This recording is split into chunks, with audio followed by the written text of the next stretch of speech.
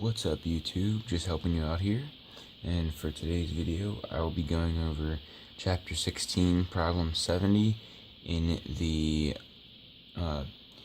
Physics for G-Main and Advanced 10th edition textbook by Halliday, Resnick, and Walker. I was requested to do this problem, which I was very happy about. I would like to get more requests. I want my channel to be based off subscriber and fan requests. So the only thing is, for this problem, it came with a diagram, and the person who asked me to do this problem could not give me the diagram, so I don't know how accurate my solution is without having a diagram, but I will do my best. So this problem is about waves, and it talked about a string that was tied to a wall, and then it was the other end was tied to a frictionless ring that could move freely on a vertical rod. And we are given the mass density, linear mass density, the speed of the pulse or the wave, and we are given where the maximum point is, so the amplitude, and how far away that is from the wall. So for part A, we need to find the time taken for the string to regain its shape. So to me that means when it goes back to its original state, which is at like the original pulse. So we know our fundamental equation, velocity equals distance over time, and in this case we're dealing with a string which has a length rather than a distance, so we can make this v equals length over time, and we're solving for time, so we can rearrange it again for t equals L over v, and we know our length is 30 centimeters and the velocity is 20 centimeters per second, so that will yield 1.5 seconds. And then for part B, we are asked to find the shape, the time period. It says the shape of the string changes periodically with time, and we have to find the time period.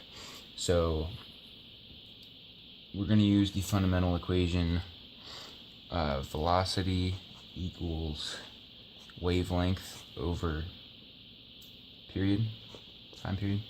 The only problem is we don't have the wavelength, but what we do have is where the wave is at a max.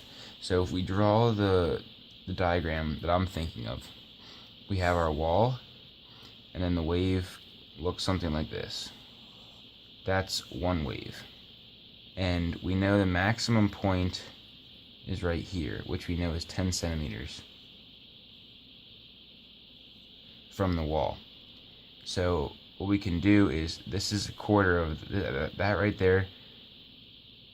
If we break the wave up into 4 parts, we have one part there, one part there, and one part there. So there's 1, 2, 3, 4 pieces of the wave. And if we look, this is 1/4 of the wave.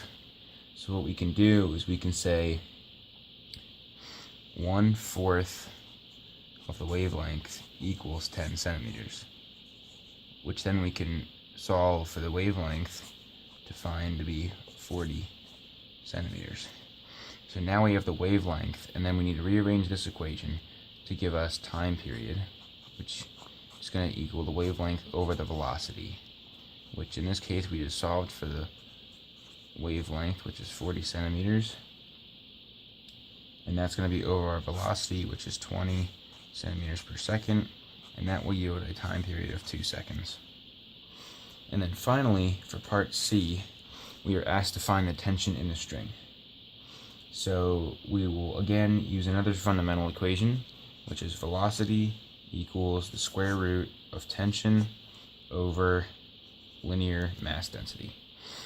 And we need to solve that for tension. So we're going to square both sides. So then we'll have v squared equals tension over mu, or linear charge density equals mu. And then we need to multiply both sides by mu. So that will yield v squared times mu equals tension. And if we plug in those values, that's our velocity is 20, so that's squared, and then that's going to be times 0.5 for the linear mass density. So when we do that, that will give us 200 grams times centimeters all over second squared. So assuming I interpreted the diagram correctly, that is my solution. If you found this video helpful, please drop a like, leave a comment if you have a question about something I did or an idea for a future video, or direct message me on Instagram if you have something you want me to do. My Instagram is in the description below. And lastly, don't forget to subscribe. I'm just helping you out. See you in the next video.